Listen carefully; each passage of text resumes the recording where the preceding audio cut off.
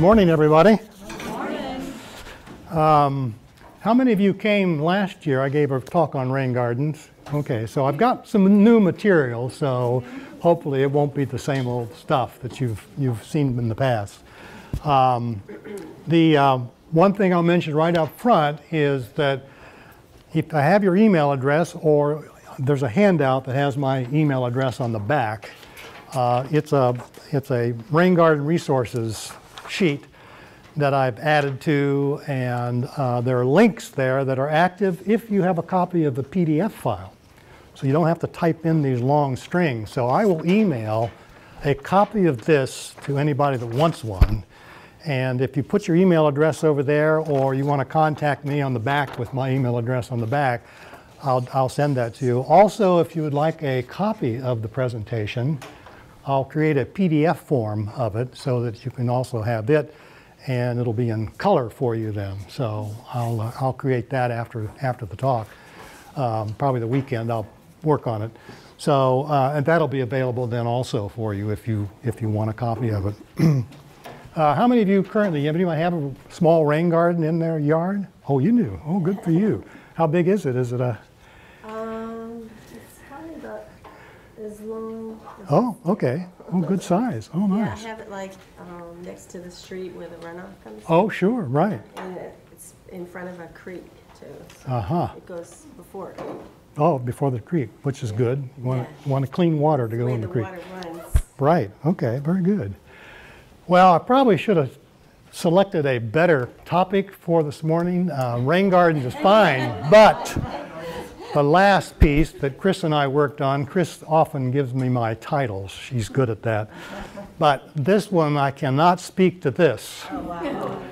So this is currently what was going on down there, but you can see why it's so toxic if you look at the oil slick and gasoline slick on the water. So you can imagine what those people are going through. But rain gardens would not solve this, period. So not at all. So this morning we want to talk a little bit about rain gardens and their function. We'll talk about what is a watershed. That's where a lot of our water comes from, is in the watershed. What and where the North Carolina river basins are. So we'll have a little discussion about that. Where is Little Alamance Creek watershed? And this is what we contend with in our yards. We're in that watershed. And it's this area that is of interest to the city of Burlington and the EPA, because Little Alamance Creek has been designated as a biologically very inactive. So they want to clean that up. We'll focus on why the focus on Little Alamance Creek. I'll give you an update on if you remember, the city had a residential rain garden campaign that they had started. So I'll give you an update on that. I talked to, was in email contact with Bob Patterson, who's the director of water resources here in Burlington. So he gave me just a little update, and I'll update you on that. And then these are some of the projects we'll just mention and talk about. We'll talk a little bit about my rain garden, not a lot. The Coronado Center rain garden, which sits down below the senior center. There's a big area down there that they put in to capture water. Fairchild rain garden next to the soccer fields out there. There's a huge area, there's a parking lot. All that parking lot water drains into that particular area. I have a couple pictures of that. And then we're going to focus basically on the Arbor Great rain garden, which I hope you've looked at as you walked in. I know some of you came in the back, but we'll do a little walkthrough at the end then and kind of talk about the plants there. So that's basically the agenda for this morning. Any questions to start off? Okay. So what is a rain garden? Well, basically it's a depression that you can create in your yard. It allows the rainwater and runoff to accumulate and collect and then be absorbed into the soil. So it doesn't run directly to the drains that feed into the stream. So, and of course, that sewer system, stormwater sewer system, is quite different than our regular sewage system, as you know. Fits in smaller, large spaces, so based on the design, offers many ecological benefits for your yard and for the wildlife in and around your yard. It's intended to prevent and control flooding. If you have lots of runoff and running through your yard, it helps control that and filter it as it goes through the yard, and makes maybe a dreary spot that you had to look at even more pleasant to look at. And I hope that's what you have with your rain garden. Oh, yeah. Yeah, okay. Lots of pretty flowers. Okay, good. So how does it work? Well, it enters rain garden through the runoff, and of course that runoff can come from drain system, driveways, a lot of sources. It diverts the runoff from the paved driveway surfaces of roofs. Ponding occurs in the rain garden less than 48 to 24 hours. So if it's designed correctly and percolates correctly, you should not have standing water in there beyond 48 hours. Water seeps into the soil over time, which is good, so it gets infiltrated. Any rooted material there, plants that you have in there will absorb that water and the nutrients, and of course also water comes off because we have evapotranspiration. So any of those plants out there are transpiring water, so it's also giving off water as it absorbs the nutrients. Plants adapted to the wet environments have very fibrous root systems, so there's a lot of lists out there of plants that are well adapted to having their roots or feet wet, if you will. So there's good ample material out there for that. It replenishes the groundwater, so it's not being diverted and directly into the drain, but it's actually infiltrating through the soil in your yard. So here's some of the runoff from the roof. Driveway, if you have a little drippy oil slick or something on the driveway, it will drain in. We have a Rover with something here. And it runs in, of course, and goes in directly into the stream system. So runoff from the street carries pollutants. So some of the runoff, it's pet waste, leaves, fertilizers, motor oil. And Stormwater Smart, which is a group over in Greensboro, and there's a couple of brochures up there from them, but they did a study here in Burlington, and it said that 37% of the households in Burlington own dogs. There are 12,874 dogs in Burlington. This was done a few years ago. That means 4,248 pounds of dog poop daily. 1,550 pounds of raw sewage a year, and that's equivalent to almost 78 truckloads of waste. That's just from dogs. So I thought that was kind of interesting to mention since we have an example of what's going on right there. So, so pollutants in the runoff, common pollutants include pesticides. Of course, when you spray them on, you hopefully look at the weather report, and when you do spray them, they're going to stay there and not be washed off immediately once they're dried. Herbicides, the same way. That's a problem with spraying, and then immediately if rain comes along, you've got to monitor that and follow all the directions on the use. Fertilizers, so if you fertilize your yard and you have a rain come along right after it, most of that has washed away, hasn't been absorbed. Trash, we have trash coming out. Pet waste, we just mentioned. Automotive fluids include engine oil, coolants, automatic transmission fluid, differential fluid, brake fluid, power steering fluid. All of these potentially can cause, or if you have a leak in those areas, can cause the pollution. Toxic metals like lead, cadmium, mercury, and chromium can occur just from the soil, but also from a lot of times new roofs that are put in. When they first wash, you will get a flush of some of these in the rainwater. So there's some caution with using rain barrels because of that. Once that first flush comes through, hopefully it's clean off the roof, but there's not any evidence that people have suffered because of what's drained off the roof. So rain gardens or rain barrels are still a good option, I think. I usually use it on plant material that's not producing vegetables that we eat. so flowers and so forth, I'll use it there. So here again showing the functions. If you can't have one of these little sunken areas, or you don't have a wet area in the yard that would entertain a rain garden, You could go to rain barrels, and that's another way to capture water coming immediately off the roof and then let it drain slowly across the lawn. So it's also doing some task by cutting down the rapid flow of water that comes off. So rain garden design principles basically handle stormwater at its source. So when you have a storm, it comes off the roof, comes off the driveway, comes off the pavement, that's the source. Decreases the velocity of the water flowing from the driveways or parking lots or other impervious systems or surfaces. And it also decreases the water temperature. This is something that you don't hear a lot about, but coming off of a hot roof or draining off of a parking lot, that water is, well over 100 degrees, and it can cause problems. A lot of problem people have with sometimes watering, they have a hose, and the hose will heat up in the sun, and they turn it on and put it on their favorite plants, and bingo, it's over 100 degrees, and you end up with a problem. So again, cooling that off is helpful, particularly when it goes into streams. So a lot of the major construction going on now, they'll have a retention area where water flows in directly off the parking lot.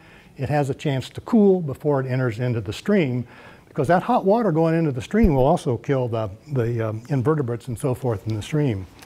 Keeps water on the soil surface, aiding infiltration. So again, it's allowing that water to infiltrate.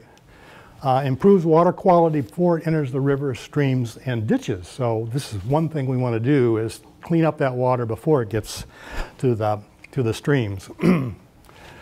So pollutants filtered by rain garden. Here are some of the pollutants. We have metals, roofing shingles, oil, grease, automobile fluids. It can remove 43 to 97% of those that might come into a rain garden. Phosphorus, detergents, that's where the detergents, fertilizers, pet waste, 65 to 87%. And then nitrogen, fertilizer, pet waste, organic matter, grass clippings and so forth, 15 to 92% can be removed if it flows through into a rain garden and is filtered. So the benefits, of course, having a pleasant site to look at in the front here in this case, and of course at the front of this building we have a nice entranceway there with a rain garden. It absorbs 30% more rainwater in the runoff than just grass, so it conserves water, helps clean the runoff of pollutants, reduces the potential home flooding, provides a habitat for beneficial wildlife, butterflies, birds, bees. So it's, and that's true of the rain garden we have in front. We'll talk more about. It's a bee-friendly garden. My rain garden is a bee-friendly garden. So bees, butterflies, wasps all visit the flowering plants. Reduces mosquito breeding. So capturing that water so it doesn't stand somewhere. So what about mosquitoes? Well, mosquito eggs need at least 7 days to hatch in standing water. So that's where it's critical to empty things on a weekly basis if you have a bird bath. And you can get rid of a lot of mosquitoes in your area if you just take that action than emptying standing water. Rain garden is not a pond, as I mentioned. It should drain, usually dries out within a day or two, and that's by design, so hopefully that occurs. But the life cycle over here, you can see the eggs are laid on the surface of the water, the larvae hatch, it pupates, and then the adult merges, and then you have the mosquito, the adult that emerges.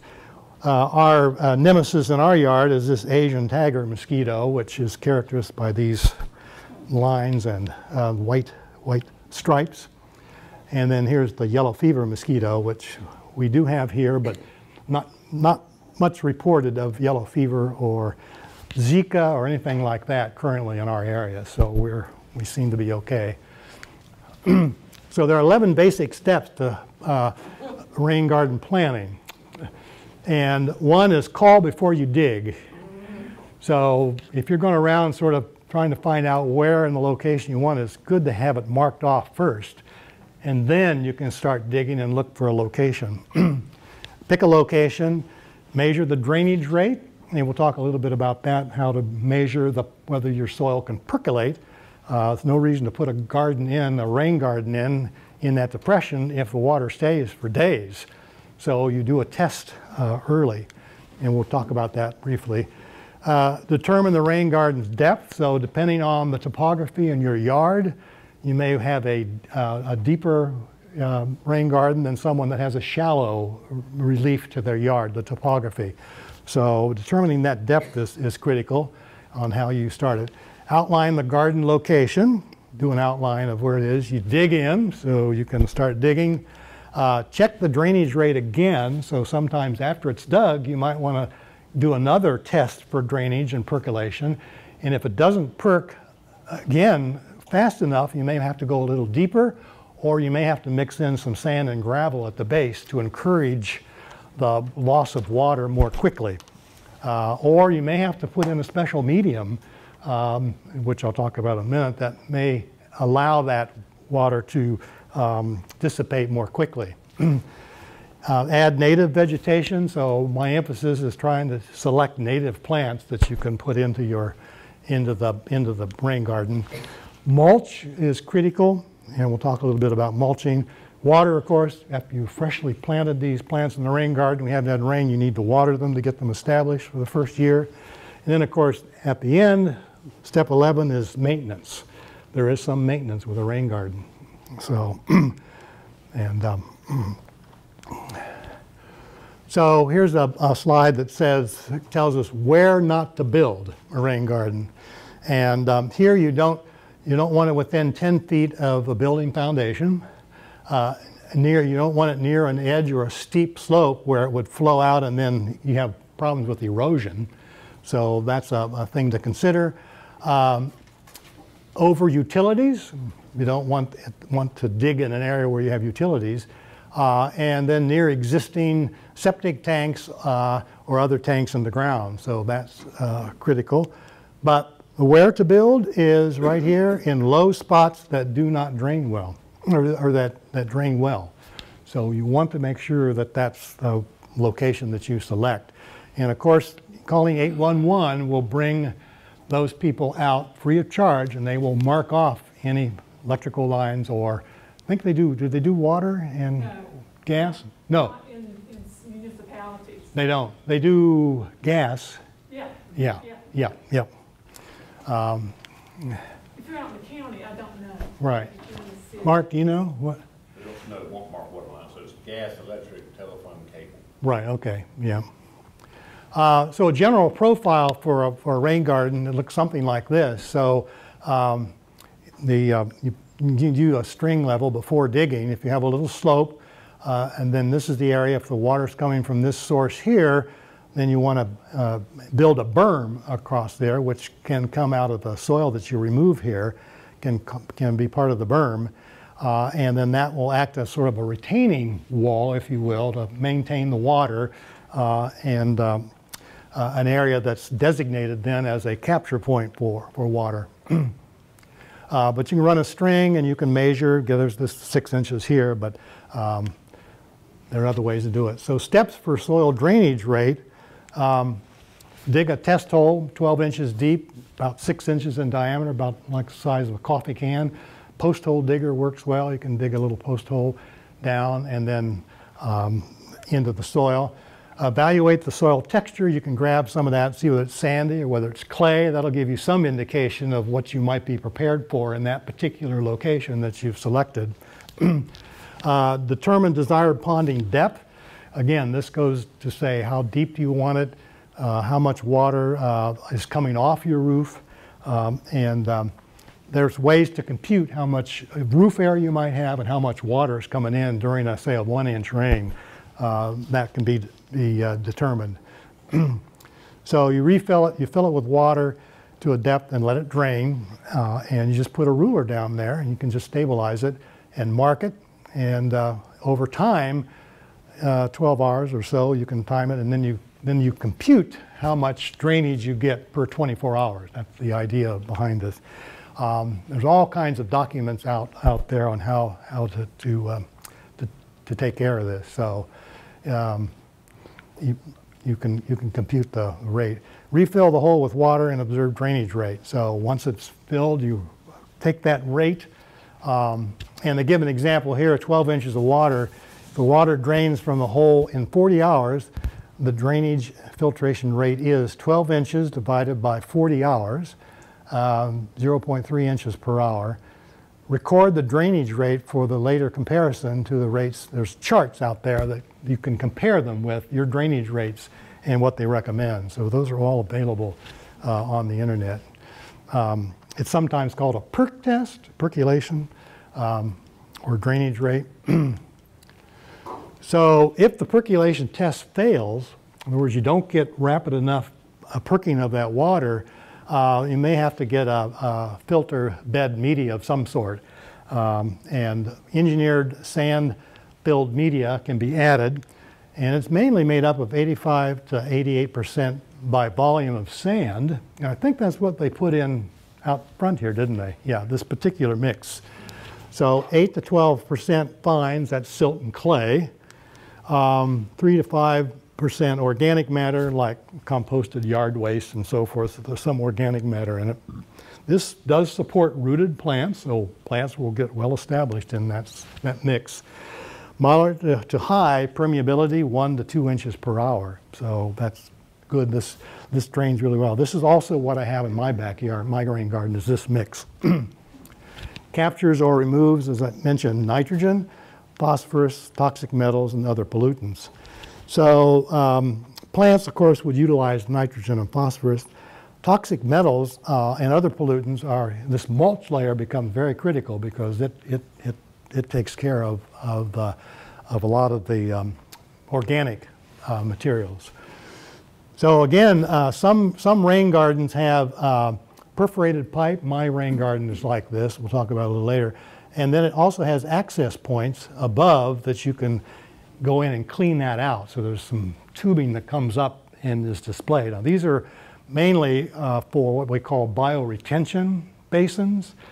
They're still a rain garden, but it's a special kind of rain garden in the sense that it has underground special drainage underneath and then a way to clean that out. So native plants run off pollutants while attracting songbirds and butterflies. So it looks like this coming directly off the roof, down the gutter. And then if you have quite a bit of slope to your topography, you may have to put in some sort of a gravel or river rock to slow down the flow so erosion doesn't occur. And most rain gardens have an overflow to them. So there's usually a point that if it gets up above the level that you want it, then it's going to overflow. And it's critical that that first 1 to 2 inches of rain is captured in the rain garden, and that will allow good filtration. If it rains more than that, if we have 3 or 4 inches of rain, it doesn't perk that fast, so you need a place for it to overflow. So that's always kind of in your design. Yes? Jeff, where does it drain to? Well, usually it's draining, if it's downhill, you'd build up the berm, and then you'd have a place where it would just overflow. A controlled area that would overflow and would go wherever the water in your area would go. So your perforated drain at the bottom. The perforated drain actually it comes either through the dam or out, and it drains down to the stream or wherever it's going to go. So that drain, if it's 2 to 3 inches of rain, that's not big enough to carry the water off. So you need an overflow. You've got to plan for an overflow in, because we get 3 or 4 inches of rain and it takes, 2 days maybe for it to perk. You got all this water coming in, so you've got to have planned for overflow usually in an area. Does it go down to a water table that's low? Yes, it will, but in my case, our rain garden drains right into Gant Brook, or Gant Branch. So it's kind of all downhill, and I'll explain that when we show my rain garden to you. But native plants, I mentioned native plants as being the selection for the rain garden.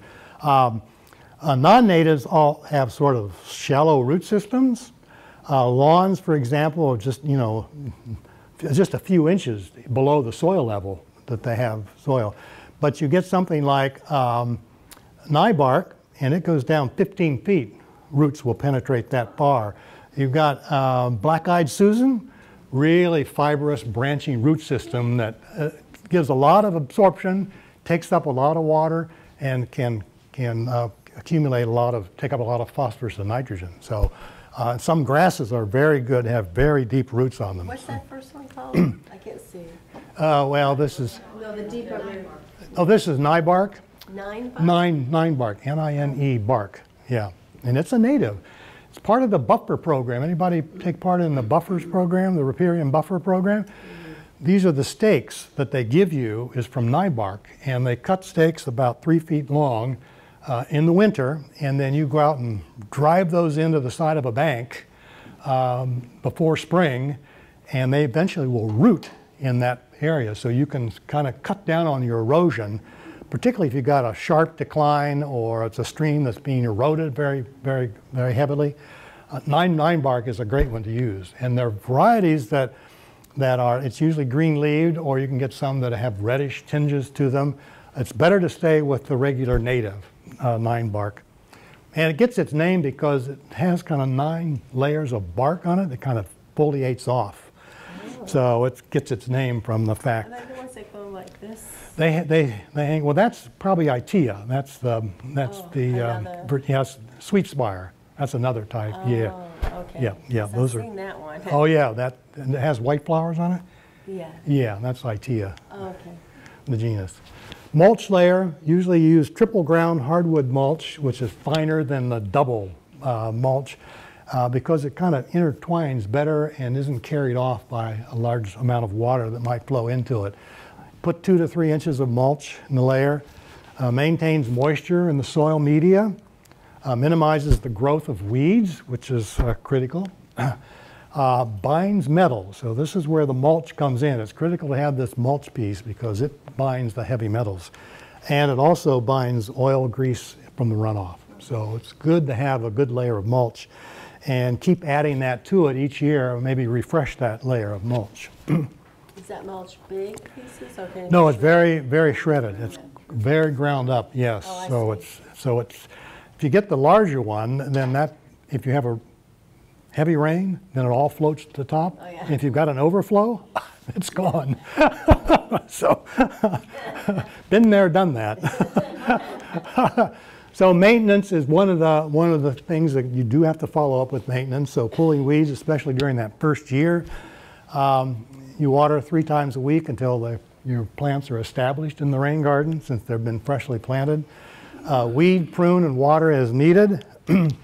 Minimize the sediment flow into the garden. I had a problem with my rain garden with sediment coming in, and I had to put in special little splash areas where the water would drain in and the flow rate would slow, and then it would percolate into the rain garden. So there's always things you can't plan on that can crop up. Mulch annually, triple shredded hardwood, won't float away. And of course here, maintenance, we do have our built-in garden group, our team here. We have multiple teams that take care of the garden, so maintenance is easy. And there's one of them sitting right over here. Several, 2 of them, in fact, here. And then we sometimes have major duty that has to occur, and Jim is here. We had the castor beans that we're taking over. Here's the rain garden a year ago. So he's taking down the castor beans. So yes, there is some maintenance, but he luckily wasn't in here pruning anything here yet. So any questions about that part of it? So what's a watershed? Simple definition, it's just the area of land that catches rain and snow that accumulates, drains, and seeps into marsh, stream, rivers, lakes, or groundwater. So it's usually a fairly large area. So here at the North Carolina river basins, and of course we have quite a few of them here. This is the one that we are involved in right here, Cape Fear River Basin. So this all flows to the coast. This all flows this direction, which is unusual when you think about it. So it flows this way, doesn't go to the coast. But here's the area then. So we're located right about here in Burlington, and we have Hall River, Deep Little Alamance, and that's the Cape Fear Basin. So our water which we try to clean up here, ends up down here in the Cape Fear River Basin, along with Gen-X. Everybody know about Gen-X, the pollutant that's being produced? Yeah. So luckily they've stopped that. So, but it's been going on for years. So again, things you do upstream directly affect what goes on downstream. And they're downstream, aren't they, Gen-X? Oh yeah, it's way down. Yeah. Yeah, it's way down at the coast. So Yeah, it doesn't involve us, luckily. But It's too bad. That we do everything here to try to clean our water before it gets into this river system. And it seems like it's worse because it starts down low. yeah. So here's the watershed map again, showing our area. And these are some of the streams along. So pollution sources are all upstream. So everything flows from here down, part of Little Alamance. So the solution is additional residential rain garden. So hopefully that was the intent behind their campaign that the city started, was to get that there. So Little Alamance Creek Watershed Residential Rain Garden 2016 campaign. So a year ago, the Stormwater Department was composed of Chester Patterson, environmental specialist, and Michael Lane, field operations, and Danny Scales. Chester moved to Alabama in April. Michael Lane moved to Florida. So Danny, who's still kind of in training now, is the only person in the Stormwater Department. So again, I talked with Bob Patterson, who's the Director of Water Resources, and he indicates they are looking for replacements. So this campaign is on hold, as you might surmise. A limited number of funding opportunities are still available, according to Bob. So there's still funding available, but it's going to take a while to get the new people up to speed. They're going to review and compile the previous requests that have been made to them, and then restart the campaign. So that's kind of an overview of where they hope this is going to go in the future. So we live right in this area right here. So this is Gant Branch, which runs under Front Street, right at the Rockwood Extension. Comes on down, joins up Little Alamance here. But then we have Dye Branch, we have Coble Branch, a lot of little branch streams that feed in. Along those basic streams, there's Danny Scales takes samples from those areas. There are 11 sites that are sampled. And that whole area has been considered being biologically impaired. And so all the sampling that they've done, the aquatic microinvertebrates that are indicator species, these are identified by the Clean Water Act of '72. They found that this stream was really limited in terms of what was going on. So there was a concerted effort to try to monitor this and address this issue. And some of this freshwater pollution that can occur, there are indicator species that they look for. So they collect these species. So animals found in water with low levels of oxygen, for example, look at these names: sludge worm, rat-tailed maggot, bloodworm. Doesn't that speak of, of indicator species? Those are something to look for. So along the continuum of the river, things can, of course, change, and that's where the sampling is occurring. So they can pick up where these microinvertebrates are surviving or not surviving. But areas found with high levels of oxygen, you have the mayfly nymph. So if you got mayflies coming out, stonefly nymph, or freshwater shrimp, then those are indicators of good quality water. And here are some of them over here. You can see pictures of some of the here's the clean water ones, the mayfly. Moderate pollution here with these, the presence of these. So some of these, there's a sludge worm down here. So some are sensitive to water pollution. Some are tolerant to pollution. And that's why we have these indicator species, because some of them survive even though they're in sort of polluted water. And all members of the aquatic food web, and this is what they're trying to monitor in Little Alamance. Chemical testing of stream water quality is expensive if you had to go in and chemically test it all the time. But using the biological method of looking for these indicator species is much easier than that. So there are a lot of indicator plants too that are used to identify potential pollution. Lichens, for example, are a good example. If you have lichens on the tree bark, that's an indication of really good quality air. So over in Germany and Switzerland, or over in Germany where they had all the smelting going on and the smoke, the lichens disappeared. They were gone from the trees. So it's a good indicator species. So luckily I've got lots of lichens growing on my sweet gum in the backyard. So biologically impaired, and this is all according to EPA. So Little Alamance Creek, including Gant Lake, which is no longer there, it's been drained. Mays Lake, which is still a lake. It's about 12.6 miles long, but from the source to Big Alamance Creek, so that's where it drains into, is into the Big Alamance. But it's found that the benthos was poor. So again, it's checked every couple of years. So the assessment of water quality in North Carolina is required by that particular section, the Clean Water Act, and is to be reported on every 2 years. So that's a report that goes. So what they did, the city went ahead and in January 2015, the EPA approved what's called a Category 4B demonstration of Little Alamance Creek to remove the creek from the list. So this temporarily removed it, and they had basically a project in mind on how to correct what was going on in Little Alamance, and that they did. As a result of that, the City of Burlington, City of Graham, and North Carolina DOT worked with a consulting group, Alley, Williams, Carmen, and King, and they have this website available, and you can get an update on what's going on Little Alamance out there. And all you do is do Little Alamance Creek, and it'll pop right up. It's also available off the City of Burlington's stormwater webpage.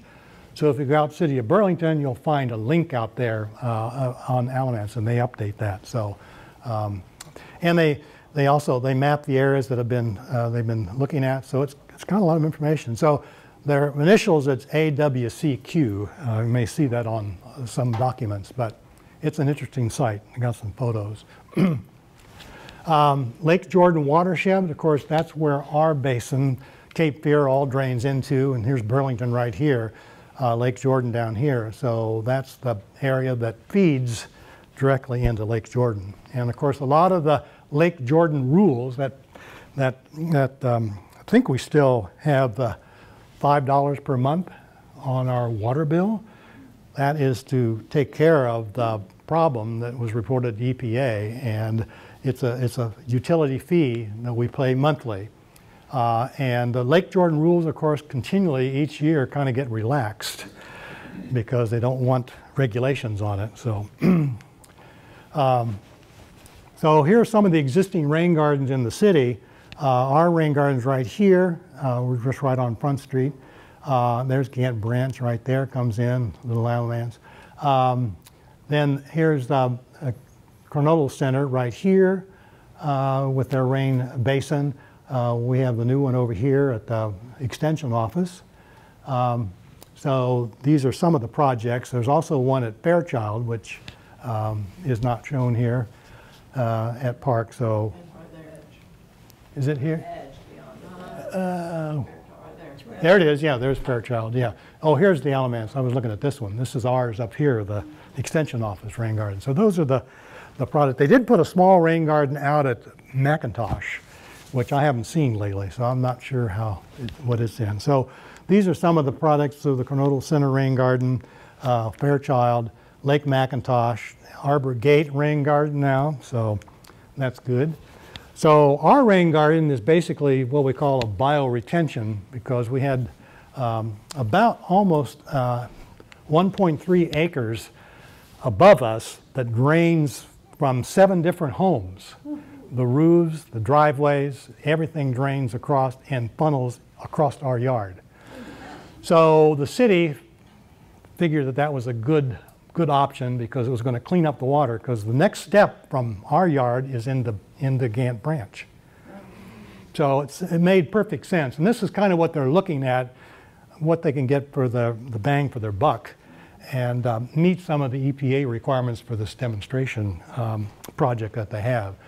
So we do have underground drainage that drains through goes through the dam. Here's the dam. So here's the inflow from the property above us, comes in, and they do have the sand-filled media in there. They went down about 18 inches. They put a layer of gravel in here and embedded the piping. We have stand-up pipes. There are 4 of them in the garden that they can access in case roots clog it or something gets clogged. They can clean that up. That hasn't happened to be done. It seems to be working just fine. Again, I was talking about evapotranspiration, so these plants do take up water and give off water. So this is our rain garden, second year or so. During the rain, and you can see there's an outlet point there. There's a couple down here. The dam is right here, and the city actually came in and packed this with clay to build up the dam. And all the water comes in from this side right here, so it flows into the rain garden. And then the dam, the pipe runs under the dam, and then the outflow is down here, and then it goes right on to Gant Branch then from there. So that's kind of the setup there. This was taken in early spring. The selection of plants, working with my son, of course I'm a beekeeper, so I like to have plants in the yard that are bee friendly. So we have the dwarf witch alder, Prophangilia, we have black-eyed Susan in there, sweet pepper bush. There's nyebark. The flower on nyebark has a very, very nice kind of white flower. Here's the Virginia sweet spire over here. So we have, usually they're in 5, so we did a cluster of grouping of the plants. So the beehives sit right back here, and Front Street is right out there. There's the back of our house. And this is the second year. So you can see this is a serviceberry tree here. That was what was flowering, just coming into flower here, serviceberry. And it's recommended for having its roots wet. Prophangilia, there's the iris, the yellow iris there. Here's the nyebark. I have a sort of this reddish nyebark in there. And then here again is where the drainage all comes in from this direction. Is that shaded? It is. This is a shade rain garden. Good point. It's a shade rain garden. It's partial shade, whereas the one out front here is full sun. So that's critical, and when you come to determine or ascertain what kind of plants do you want in your garden, you want partial shade, full shade, sunny.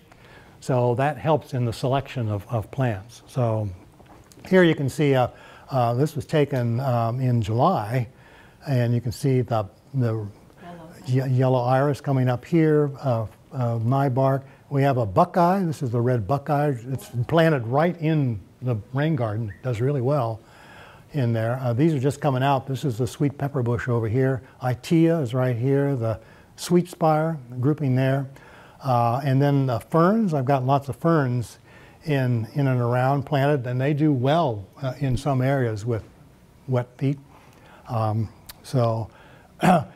of course, since I like ferns, I do have a good place for ferns. This was taken on August the 30th. What kind of this? They have the Are they ostrich? No. no, none of these are ostrich. This is the, what's the one? Autumn fern? Autumn fern, yeah, it's the reddish one. Yeah, it's the autumn fern. And this is Selaginella, which is the little Selaginella that's a creeping plant that grows attached mainly to like a ground cover. And then there's in here is the sensitive fern is over here. In fact, I'll have a bunch of sensitive ferns when the plant sale comes up. I have about 12 sensitive ferns that I've potted from my yard, just potted. And then I have the ghost fern, which is a new one to the group. That'll be on sale coming up with the plant sale coming up.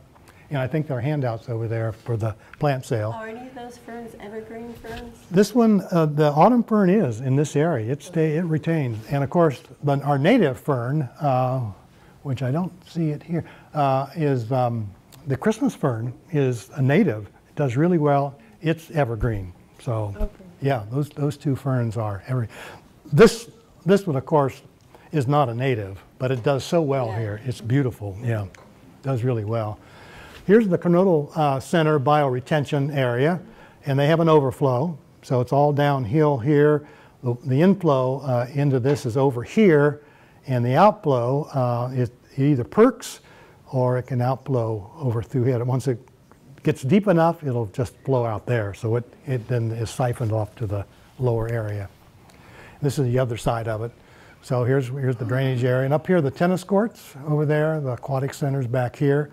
So that runs uphill to the Conodal Center. And if you haven't been over to the fragrance garden at the senior center, it's quite nice to just walk through there and visit. So, Question. yeah. What kind of trees grow in that moist? Well, those are maple, red maple will do well in rooted. Willow oak, yeah, or willows. Willows will do well. You want to get the smaller willow. You don't want to get the big black willow because it just gets too big. But yeah, they do our recommendations. The buckeye, the red buckeye that I have, flowers every year. We got it. It was our most expensive plant for the rain garden. It was about that high, just a stick. And now it has done really well in the rain garden. So, birch, sure, river birch. Yep. In fact, there's birch in here, birch and maple in there. Yep. So they have a nice little placard out there that you can read about bioretention, and they've got a picture of my rain garden right here. So, which I shared with the city. So that's part of the deal was I was to help educate, hopefully the public on rain gardens and. I like that. Yeah. I read that a Did- few years ago. Oh, did you? Got me going, yeah. Oh yeah, well good, yeah. So, and also made it I'll mention this now because on the handout that I gave you, there's a link to the current 2015 backyard rain garden for North Carolina, and the link is there. When you receive it, you can just click on the link and get that. So, and then there's a nice, really fairly good publication, Rain Gardens in South Carolina, which is really well done, a nice little booklet. And it's all in color. If you get on the PDF and download it, it's beautiful color photos on it. There are 2 presentations out there that I have the links to. It's Rain Garden Plant Selection, which is done by Charlotte Glenn and a group of her cohorts at Chatham Extension Office. Really well done presentation out there. It's a PDF. And then they had a second one on Rain Gardens 101 also. Very nice, very well done PowerPoint presentations, and they're linked on my handout there. So I recommend all 4 of these as possibilities.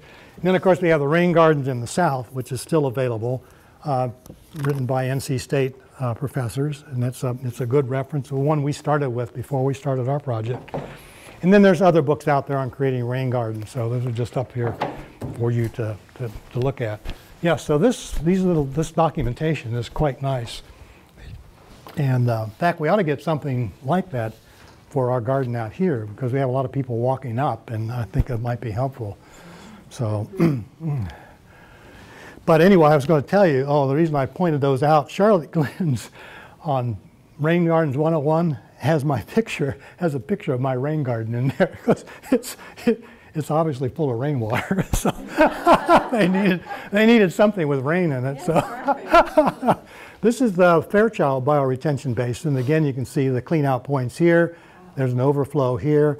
Water comes in off the drive. The parking lot here flows in. It gets slowed down. There's an inflow here from the soccer fields and an outflow down there, and it goes on down to the stream then there. No, this is Fairchild. This is out at the soccer fields at Fairchild. Just off the road. Yeah, it's just off the road. What kind of bushes they have there? Those are mainly grasses. Grasses? Yeah, they got lot of grasses they planted in there. So, and this was taken.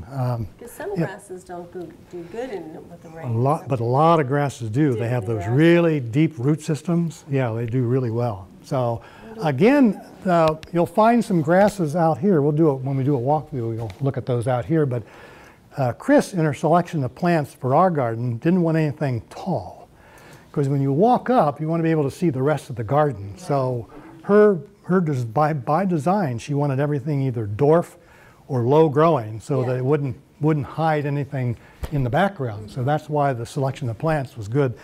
And obviously, she's done a great job because Yeah, there's, it's a small area, so right, big area. exactly. needs big Yep, grass. right, yep. And this was just, had been recently mulched. And there's another piece. There are some of the shrubs in here. They have sweet pepper bush in there. They have river birch. So there, and the more grasses here. So the grasses did really well out there. Excuse me, the one that Yeah. was on the left, you said that was sweet, that real feathery one on the left? This one right here? That's sweet pepper? No, it's back here. Oh, It's a deciduous plant. Yeah, this is an evergreen of here. that Yep, looks like a cedar. yep. Yeah. Yeah, cedar. You're right. Yep. hmm Oh, cedar does well in the rain? Yeah, yeah. Wow, I wouldn't think so. So here's Arborgate Rain Garden wannabe. Before, that's right. So Mark initiated all of this with an email to me December 30th, 2015. So it shows you how far out we've been working on this. So That's here, Abigail is here? yeah, it's Arbor Gate. This is out the front door. This is what it looked like before we put the rain garden in. So he wanted to know, he said, from the photograph by Chris Stecker, it said, river runs through. Might this be a rain garden spot? Question mark. So obviously you can tell that there's ponding going on here and the general slope is in that direction toward the curb. And all this is coming off, of course, the roof. So I got permission from Mark to let's invite the city in since they might want to help us. So they helped out with the planning and providing the medium that went in, didn't they? Yep. So we sort of partnered with the city to do this. So here's an aerial view of the building. Here's, you can see where most of the water drains off here. You can see by the discoloration here of the roof. And where's Cynthia's office? What's right here? where it has a leaky roof. So this was the area that was intended to might be a good place for the Was for the it rain. originally all clay soil? Or was It may, were they- it's all clay here, isn't it? Yeah, yeah. So Arbor Gate was established and they've amended the soils and it's done pretty well. So here's the rainwater source. You can see the bulk of it comes down here and then it would come down here and drain out into here. So we thought, well, that might be a good area. So the city came over, they took a transit rather than using a string. They had some better equipment. So they actually did some measuring, looking for the slope and where the flow might be. And this was a way to try to ascertain where it would be best to put the garden. So this was on, I think, the coldest day we had back in, what, 2016? Yeah. And they came over and we laid it out. It was cold that day. So they were laying it out with a hose. And then once it's laid out, then they mark it off with paint. And you can see Mark had already, I think the red flag's there? Yeah, Mark had already called 811, so, because he knew there was a power line or power cable that ran under just behind it where they wanted to dig. So we got that marked off. But then they painted up here, and but it was a cold day that day. So here it is, ready, layouts completed, and you can see again the red flags, but there's sort of the pattern that they had to work with. They had added this over here to stop any erosion because it drips right off the roof there. There's no gutters. And again, 811 was called, so it's good. So, and most of the water then comes out here, so it would drain down if we had an overflow. That's the natural place for it to flow out of there. So on March the 9th, I gave a seminar on rain gardens, and many of you, I think, were here for that. I was holding this end of the hose, and Mark was at the other end controlling the water coming in, but he had already dug the places to test for drainage and percolation. So there are multiple holes here that were dug, and we filled them with water, and we watched it over time and realized it was getting pretty good perk. Isn't that right, Mark? Yeah, it perked really well. But again, they decided to go a little deeper and go ahead and add the medium. So they took out that existing soil. Part of it was used in the berm that's out there now. So there was quite a gathering for that. So we were able to get that, at least that test run. And then once you have the sort of layout of what you want, then I contacted my son, who did sort of an initial plan, just a suggestion. It was just a working draft. It wasn't meant to be the total design for the garden. But it did give a list of plants that were rain garden candidates, and Chris used that. Again, she's made a great selection because things are doing really well. She did get some of the plants that Greg had put on the list, but there are a lot of newer plants out there. So here's Clethra, here's the hummingbird, this is the sweet pepper bush. There's some helianthus, and we've got, there's liatris, it's out there. We've got there's about 5 different members of the aster family that are planted in and around that rain garden. So they want water? Yeah, some of the asters, yeah. Well, they're the member of the aster family. We tried asters in our rain garden, and they didn't like it at all. Oh.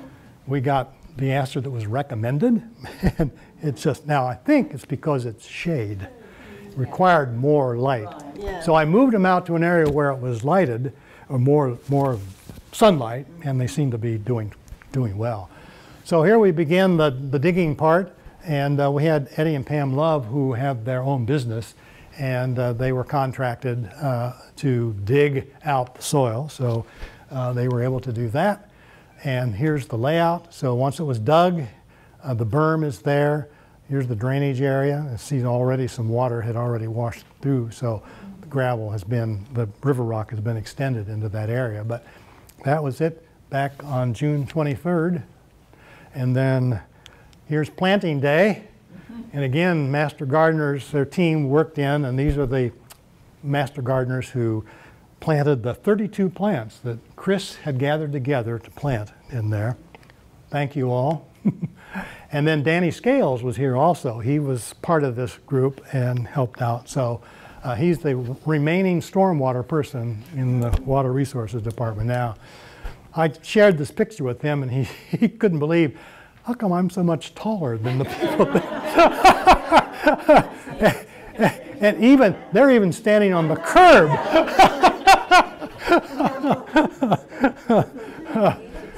They may be short in stature, but they're heavy in work. And that's kind of a low-res picture of what it looked like after the planting, and they put the mulch down. So they did the planting and put the mulch on, and they kind of started out like that. So here's June the 29th, 2017, when I took the picture.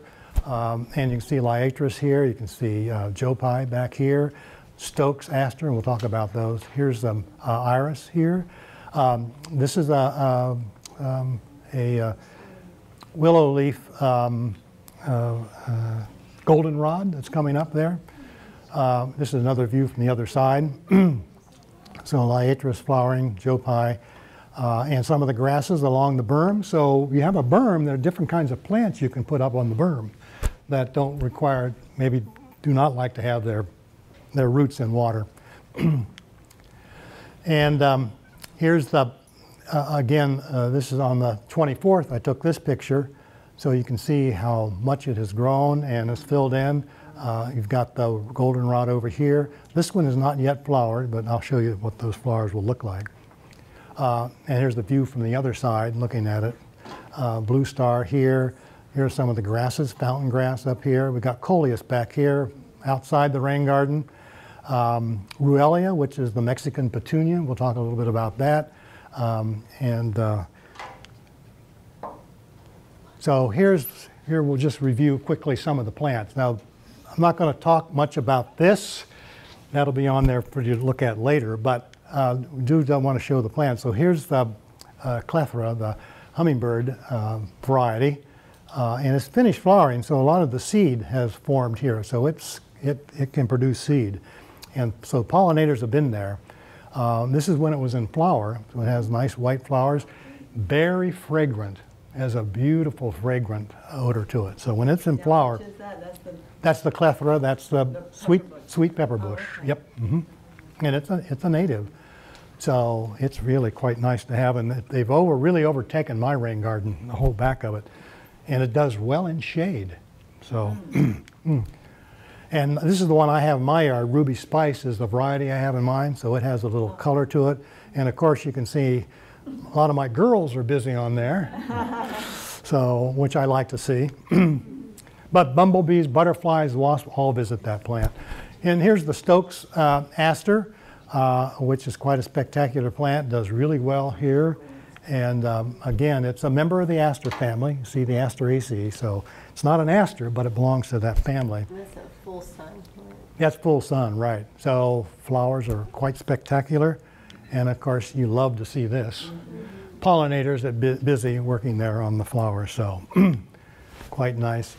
The willow leaf sunflower is just coming up. It's not in flower yet, but it's the variety Table Mountain, and you can see it here. It has very narrow leaves on it, and will flower hopefully later in September. But it's again another member of the aster family. All of the Helianthus, Saladagos are all members of that. This is what the flowers will look like out there, so it should be spectacular when it's flowering. That's yet to come, so this is hopefully the future. Then we have blue star, this plant right here, Ansonia, and it has, it's again, it's a native, and when it flowers, it has these beautiful flowers on it. There's one growing right here at the gate where you walk out of the garden. It's not in flower now, but it's constantly having to be pruned back because it wants to leave its site. But it blocks the walkway, so we have to keep it trimmed out there. But it has spectacular sort of powdery blue flowers on it. Here's Short's goldenrod. That's in full flower out there now in the rain garden. It has, again, a member of the aster family. Wow. So, and of course, this time of year, the aster family takes over because bees are after asters, which begin to flower now, and that's sort of a small nectar flow that we as beekeepers look forward to, and our bees also look forward to it. So, What kind of goldenrod is that again? This is the goldenrod, Short's goldenrod. Yeah. Mm-hmm. And that's what the flowers look like. I didn't catch any pollinators on it this time, so. Then we have white star, one of the grasses that is planted right in the rain garden itself. Looks like this. So it's really unusual. It's a sedge. It's a perennial. And it has those kind of white flowers on them. And you can see these have the these stigmas are sticking out here. So it's got its sex organs hanging out there in the wind. It's wind pollinated. It could be visited by bees to gather pollen, but of course there wouldn't be any, there was no nectar source here. But that's an interesting plant to have in there. Pink muhly grass, you've probably seen it around. That's planted out there now. Sort of has this color, but then in the future should look something like this. So it's quite spectacular. And How long does it take to get there? Well, that will hopefully turn when it flowers. The muhly grass will And produce is that in the fall? Yeah, it's in the fall. Oh, Right. okay. Yep. In the fall. So blooms pink to pinkish red. Spectacular. Fountain grass is another one. It's planted up on the berm out there.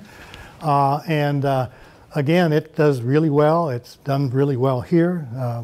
Did a great job selecting the grasses that are growing here. This is the flower stalk when I took it earlier in the year. And again, it has its stigma. These little stigmas are all sticking out. It's wind pollinated. And you can see these little awns. These are like projections off of the flower itself. And it gives it that look. So if you pull one of those flowers off, you see the awn, this long structure that comes off the flower itself. So that gives it that kind of texture that you see. And of course, these grasses add a texture to the garden that you normally don't have with some of the other plants. Mexican petunia, it's out there flowering now. It's a broadleaf, sort of stays evergreen, so it'll be interesting to see what happens this winter. It's not a native here. We have a North Carolina petunia. It's in the same genus, Relia, and it's all over my yard. It naturally seeds, but it has same color flowers. And there's a picture, if you walk out the front of the building, I have one of my pictures is up there of the pink flowered Ruellia carolensis that we have in North Carolina. But here's what the flowers look like up close. They're sort of tubular. Oh, pretty. Yep, very nice. Yep. And it has there's narrow leaves on it. Is that the Mexican one? That's the Mexican. That's the Mexican. Yeah, these are all the Mexican ones. Yep. Unfortunately, in Florida, it's on the exotic plant list. It's one they have to control because it spreads really badly.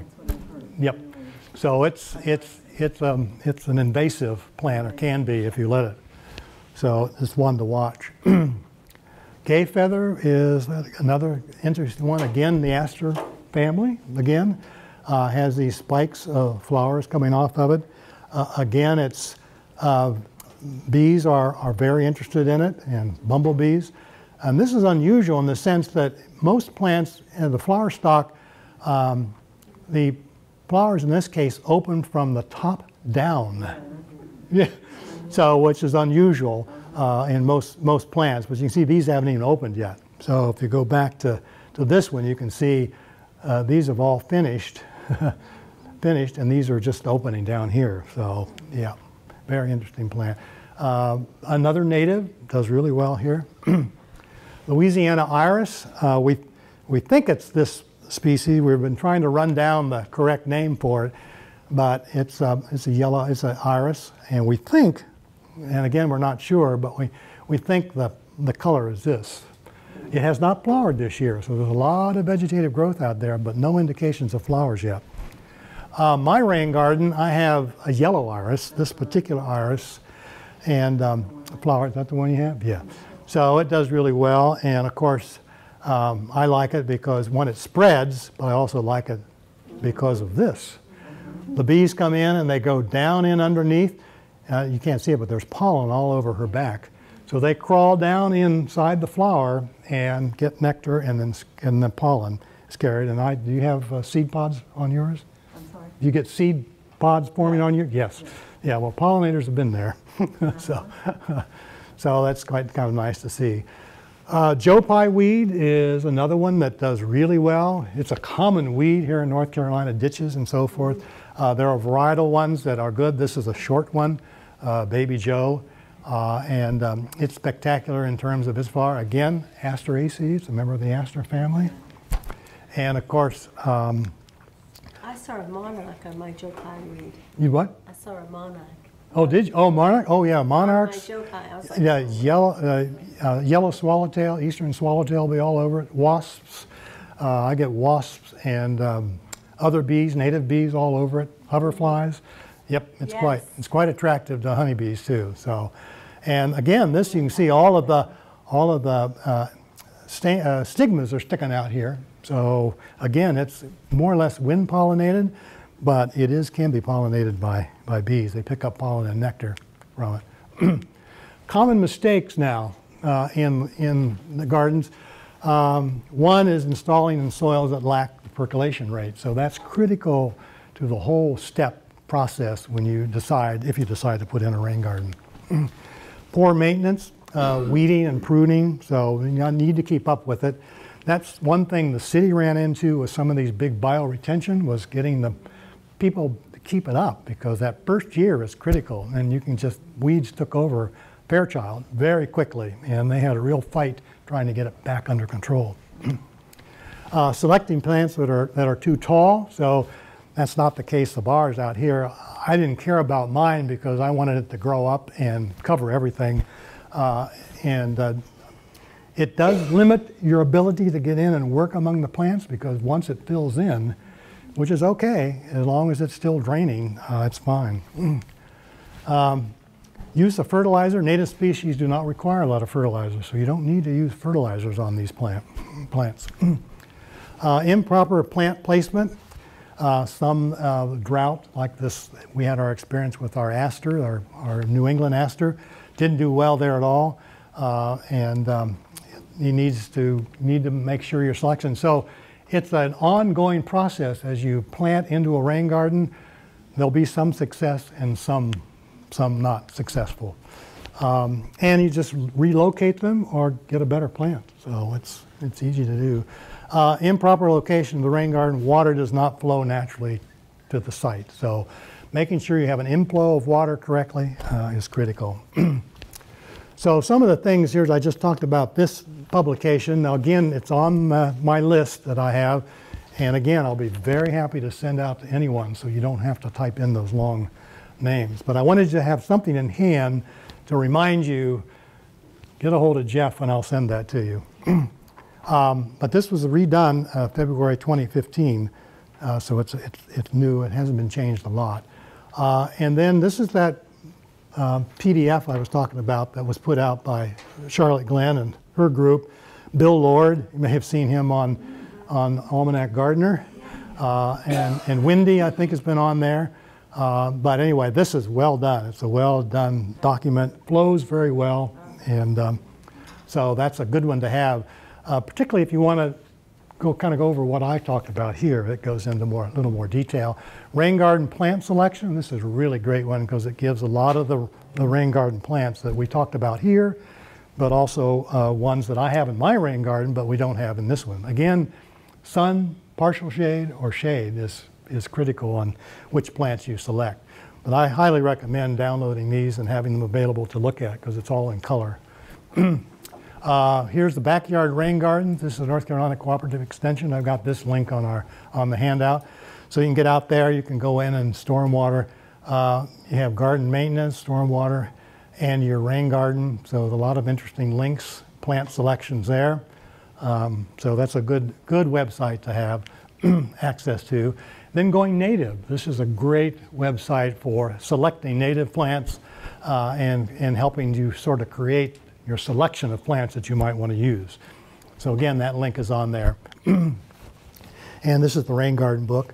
How-to instruction has plant lists. It has design tips, so it has little drawings of some of the particular kidney-shaped rain garden you might have and the placement of plants you might want to select for it. Both sun, shade are treated. And this is the best rain garden book I've seen. It's a guide, and it's for the state of Washington, but they have done a marvelous job. I think it's about 70 pages long, but it goes into all kinds of detail. Plant selection, you wouldn't want to use that for your plant selection here, but in terms of the techniques and how to address a rain garden, it is really well done. And it's available out there. It's a free PDF download. So again, that link is on there. Great source of information. Here's the Piedmont Triad Regional Council, and Stormwater Smart is a part of that, and that link is on there also. But this takes you to their page, and Burlington is part of this this council. We're members in there. So if you need some advice on is this a place for a good rain garden, you can contact these people and make arrangements. They'll come into your yard and give you suggestions and maybe even a slight design, but they don't do the heavy work. They're just there to advise you. But it's free of charge. They don't charge anything. And I first started with them in my yard 5 years ago. They came over, we walked through, and luckily that day it was pouring down rain. So they got to see firsthand what was going on in the yard, and they said, "Oh, absolutely." The city was along with me, so the city was there. So it was good. Yeah, Smart. It's Stormwater Smart. You see it right here. Stormwater Smart should be on here. I think it's up here. It's on there. There it is. Okay. Yep. Yeah. And on a big metropolitan area, the importance of rain gardens. This is Washington, again, Western Washington University is part of this program. Their campaign kind of dwarfs what we're trying to do, but it's a similar thing. They've actually had their goal, 12,000 rain gardens in the Puget Sound area, so all these yards that feed in the Puget Sound, they're trying to get rain gardens. To date, they have 3,822 rain gardens that they've helped get placed in that area. So, and of course, as you all know, Seattle and that part has lots of rain, so you don't have any problem. It's been fairly warm there recently, but anyway, this is a nice campaign. I thought, gee, what a contrast. 3,822 rain gardens, and they have it mapped out. You can go in and go into your neighborhood and see where rain gardens are located in your particular neighborhood in Seattle. So, kind of interesting. Well, that does it for me, and we'll do a short walkthrough out front if you want, but I'll entertain any questions you might have now. Oh, good. And there's my information that's also on this handout, so you can have my email address. So again, you can just send a request to me, and I'll see that you get the PDF form of this, and once I get the PDF done of the presentation, I'll send that along too. So thank you all for coming. Thank you.